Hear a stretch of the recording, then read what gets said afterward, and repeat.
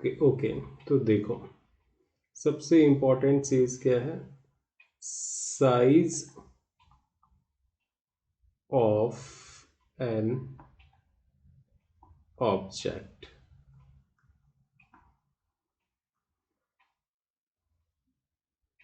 है ना? तो एक ऑब्जेक्ट की साइज क्या है, ये डिपेंड करती है कि आंखों की रेटिना पे उसकी जो इमेज बन रही है उसकी साइज क्या है ना?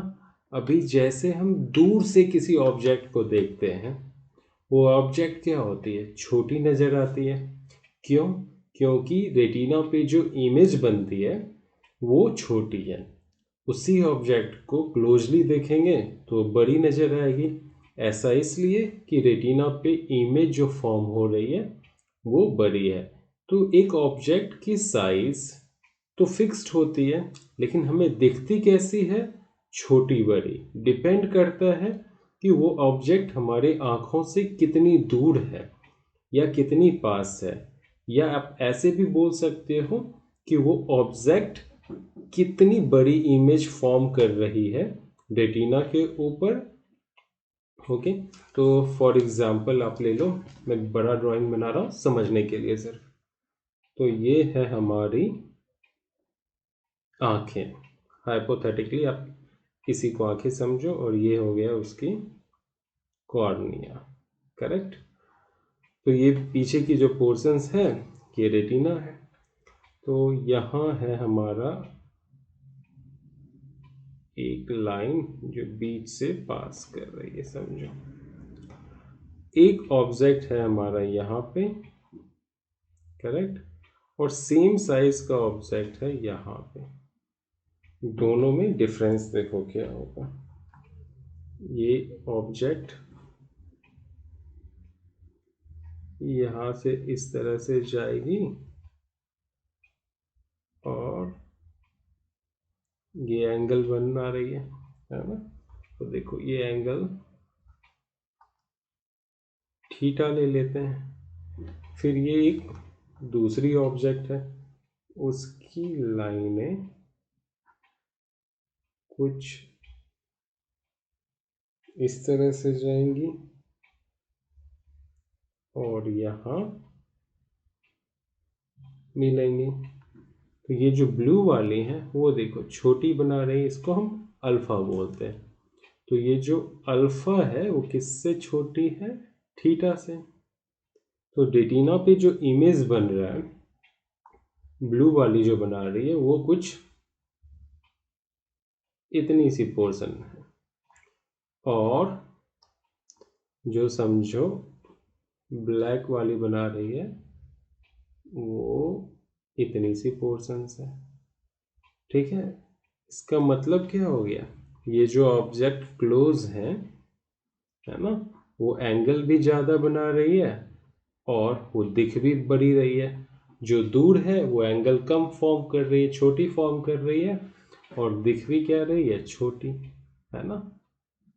तो ये जो एंगल थीटा है ना, या अल्फा, इसको हम क्या बोलते हैं? Visual angle. करेक्ट? एक और मजेदार बात है कि जहां एंगल बड़ा होता है तो वो क्या करता है? ज़्यादा नंबर में सेंसरी सेल्स को एक्टिवेट करेगा। और सेंसरी सेल्स क्या है? Rods and cone. Rods and cones उसको एक्टिवेट करेगा। जहां एंगल कम बन रही है, यानी रेटिना पे इमेज छोटी है, तो वो कम रॉड एंड कोन्स को एक्टिवेट करेगा। तो ये जो विजुअल एंगल है ये कौन बनाता है? ऑब्जेक्ट। कहाँ पे? आंखों के ऊपर। तो इस विजुअल एंगल को आप क्या बोल सकते हो? Angle subtended. Subtended by the object, by the object on the eye।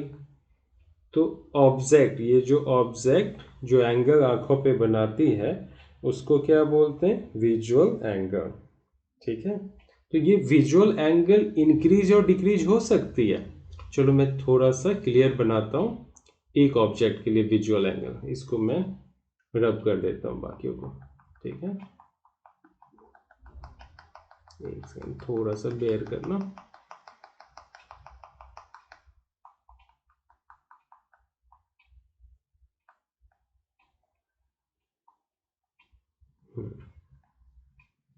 सिर्फ एक इस ऑब्जेक्ट के लिए मैं बना रहा हूँ विजुअल एंगल, तो वो ज़्यादा क्लियरिटी के साथ दिखेगी।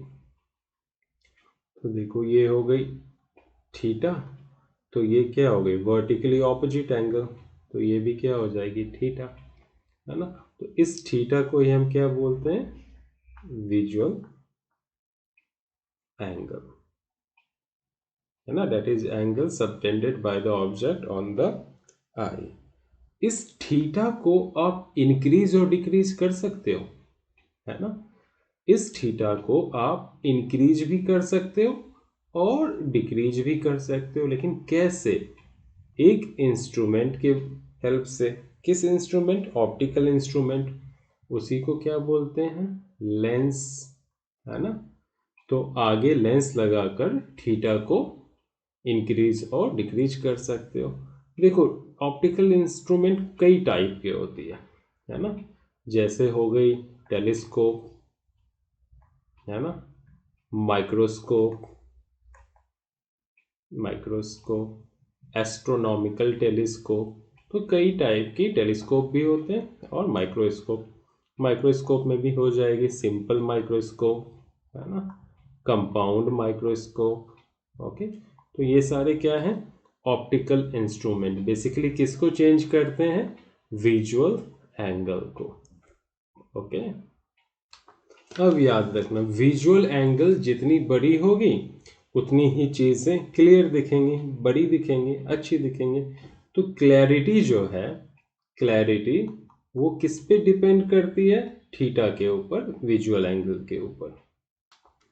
जितनी बड़ी थीटा होगी उतनी ही बड़ी साइज होगी इमेज की। Size of the image on retina, है ना।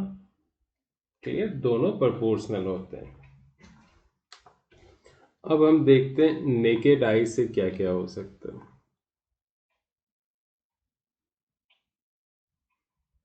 देखो नेकेड आई से आप मैक्सिमम कितनी दूर देख सकते हो? इन्फिनिटी तक। आप सन को देख सकते हो, मून को देख सकते हो। तो आपकी जो फार पॉइंट है वो क्या है? इन्फिनिटी। मतलब आप बहुत दूर देख सकते हो।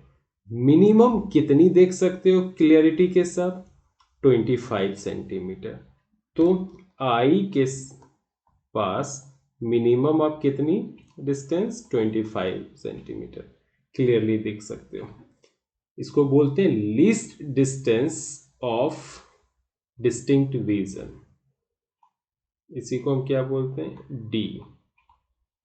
ठीक है, डी कितनी होती है? 25 सेंटीमीटर। इससे कम होगा तो हम क्लियरली, एक एवरेज पर्सन क्लियरली नहीं देख सकता है। ओके, तो यार इसी को हम बोलते हैं नियर पॉइंट। 25 सेंटीमीटर को ही क्या बोलते हैं? Near point. करेक्ट। तो इसका मतलब क्या हो गया? अगर आपको एक ऑब्जेक्ट को देखना है तो हम क्या लिखेंगे? To view an object with naked eye, है ना।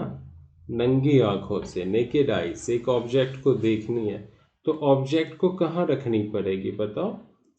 तो कहाँ रखनी पड़ेगी वो देखो। Object must be placed between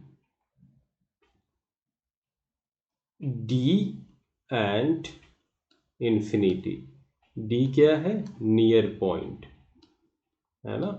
और इसकी वैल्यू कितनी होती है? 25 सेंटीमीटर। इंफिनिटी क्या है? Far point.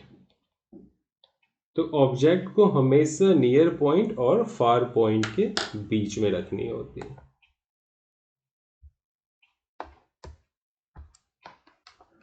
अब देखो, नेकेड आई में ऑब्जेक्ट को नियर पॉइंट पे रखेंगे तो विजुअल एंगल क्या बनेगा, है ना। तो मैं लिख देता हूं थीटा नॉट। थीटा नॉट क्या है? Visual angle when object is placed at near point, है ना। इसी को मैं डायग्राम में बना के दिखाता हूँ। देखो, ये समझो आंखें हैं, है ना, और ये है ऑब्जेक्ट। ऑब्जेक्ट जो है कितनी डिस्टेंस पे है? 25 सेंटीमीटर पे, यानी डी के ऊपर है, नियर पॉइंट पे है। तो विजुअल एंगल कहाँ बन गई? देखो, ये बन गई। करेक्ट। ये जो एंगल है थीटा नॉट है। ओके। तो ये जो ऑब्जेक्ट की हाइट है, कंसीडर कर लो इसको h। ओके। और ये जो डिस्टेंस है, ये हमें पता ही है, ये क्या है? d है। तो और ये थीटा। तो देखो, ये कैसी बन गई? राइट एंगल बन गई, जहां ये थीटा नॉट है और ये हाइट है और ये डी। इस डी को क्या बोलेंगे? बेस। और इस हाइट को क्या बोलेंगे? परपेंडिकुलर। परपेंडिकुलर। तो ten theta not equal to क्या होता है? Tan theta not equal to होता है perpendicular upon base, that is H. Perpendicular कितनी है? एच।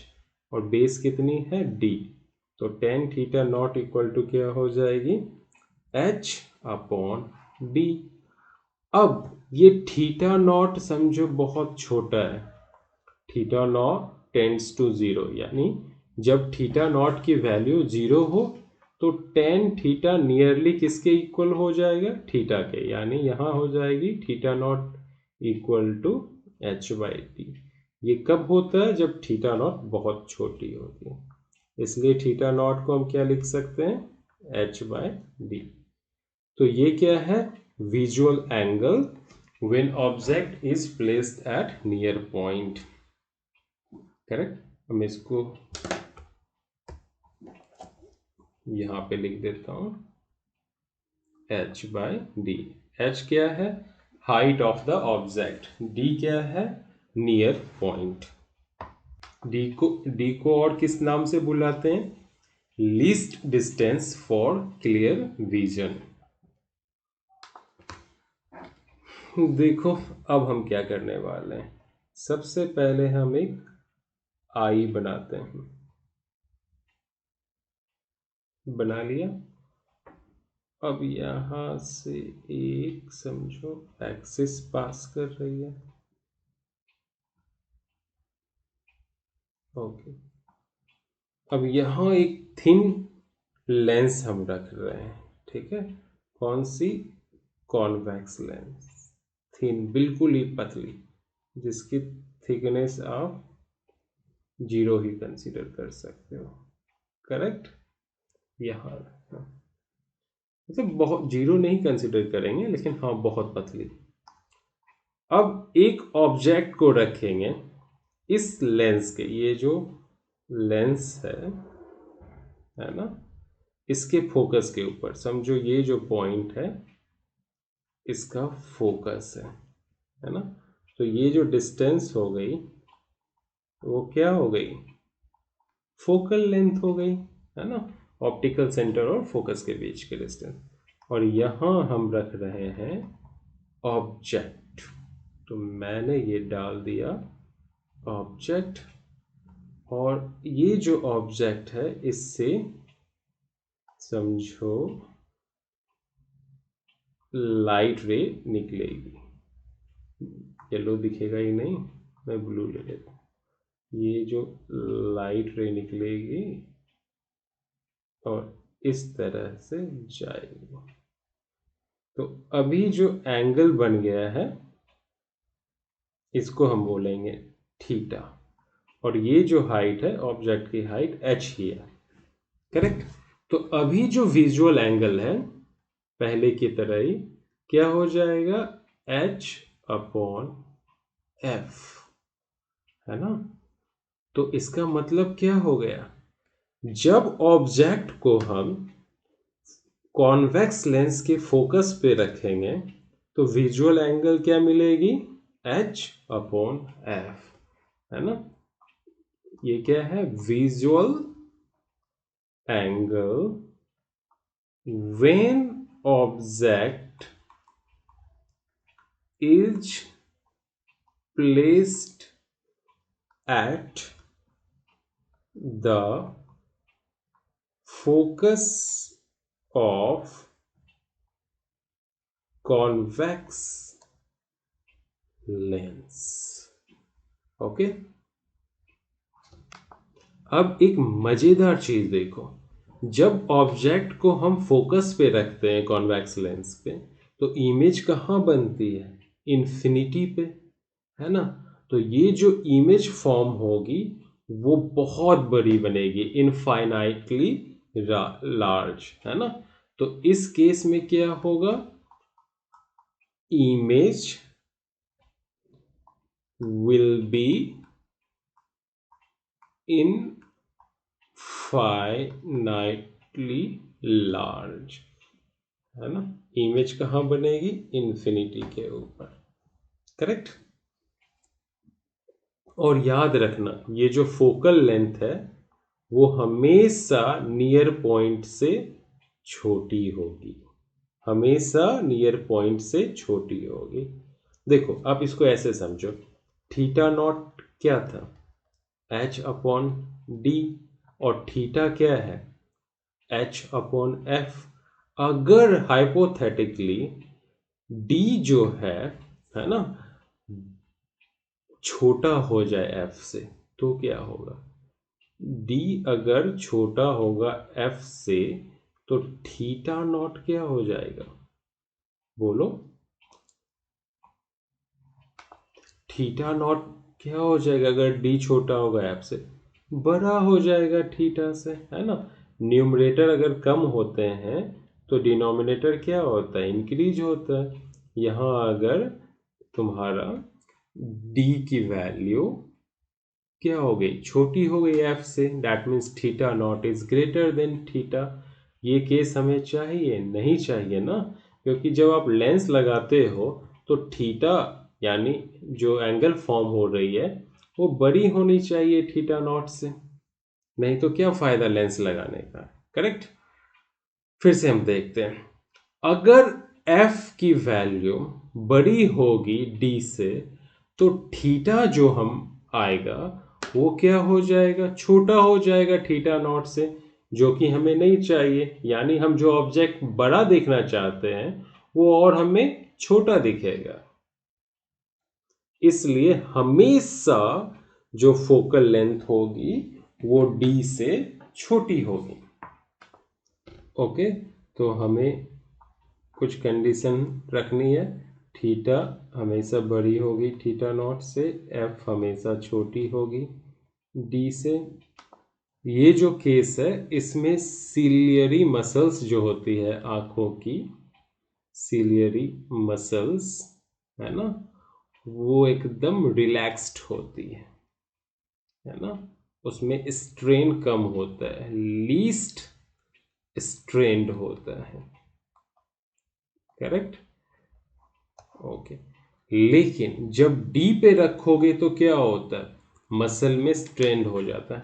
ऐसा सोचो कि जब आप सुई को देख रहे होते हो, सुई में धागे डाल रहे होते हो, तो क्या होता है, आंखों पे बहुत ज़्यादा स्ट्रेस आता है क्योंकि आंखों के वो बहुत करीब होती है, सिलियरी मसल्स स्ट्रेस्ड होता है ना।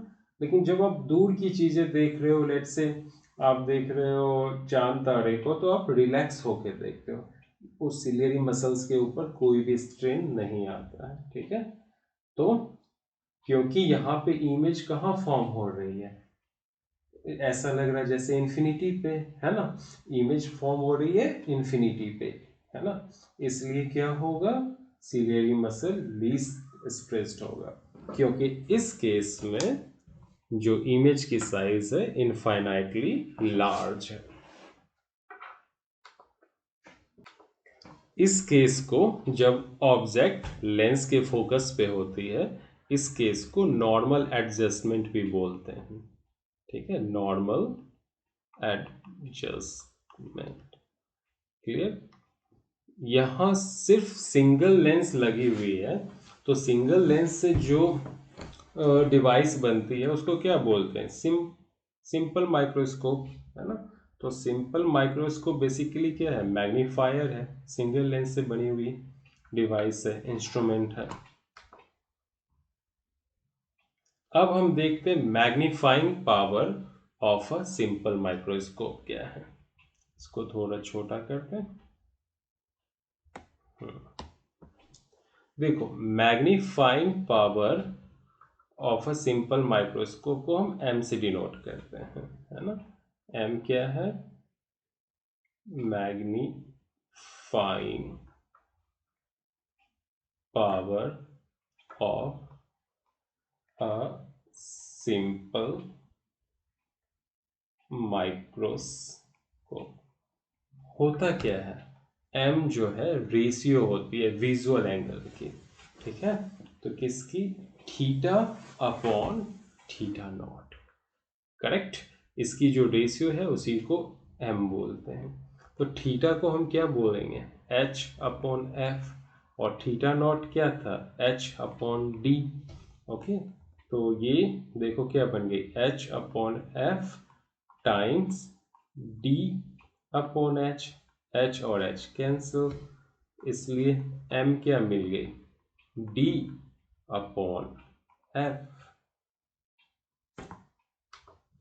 देखो, थीटा जो है हमेशा बड़ी होती है थीटा नॉट से, इसलिए एम की वैल्यू क्या होगा, हमेशा ज़्यादा होगा 1 से, यानी जो मैग्निफिकेशन एम है वो ऑलवेज ग्रेटर देन 1, क्योंकि डी की वैल्यू फोकल लेंथ से ज़्यादा होता है। ओके, तो इसी को हम मैग्निफिकेशन को कैसे लिख सकते हैं, theta by theta not equal to D by F. किसके केस में, नॉर्मल एडजस्टमेंट के केस में। ठीक है, जब ऑब्जेक्ट लेंस के फोकल लेंथ पर होगी।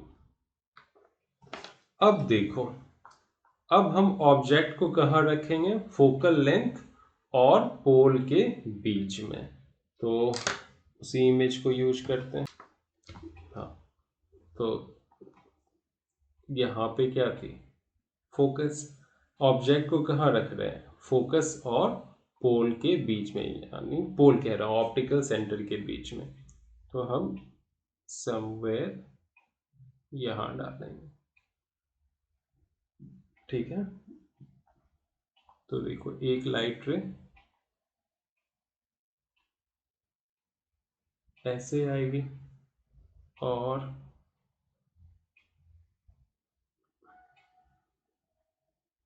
एक ऐसे जाएगी।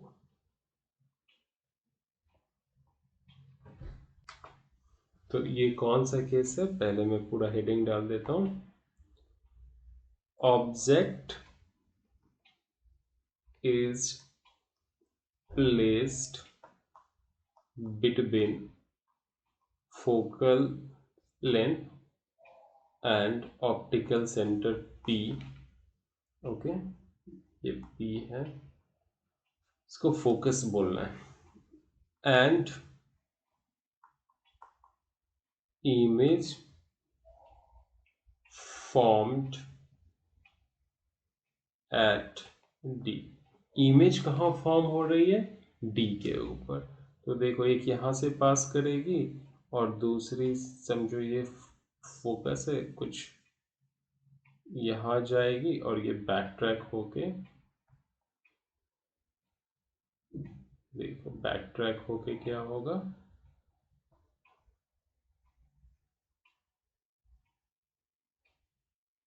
यहाँ डी पे मिलेगा, करेक्ट। तो ये क्या हो गई, image distance, okay, D, correct. तो ऑब्जेक्ट डिस्टेंस क्या है, ये है, इसको हम क्या बोलेंगे, यू, है ना, या यू नॉट बोल दो, इमेज डिस्टेंस को वी नॉट बोल दो, इक्वल टू डी, ओके। तो हमने पढ़ा है 1/v minus 1/u equal to क्या होता है 1/f। तो यहाँ क्या हो जाएगा 1/v0 minus 1/u0 equal to 1/f0, है ना। इसको f0 ले लेते हैं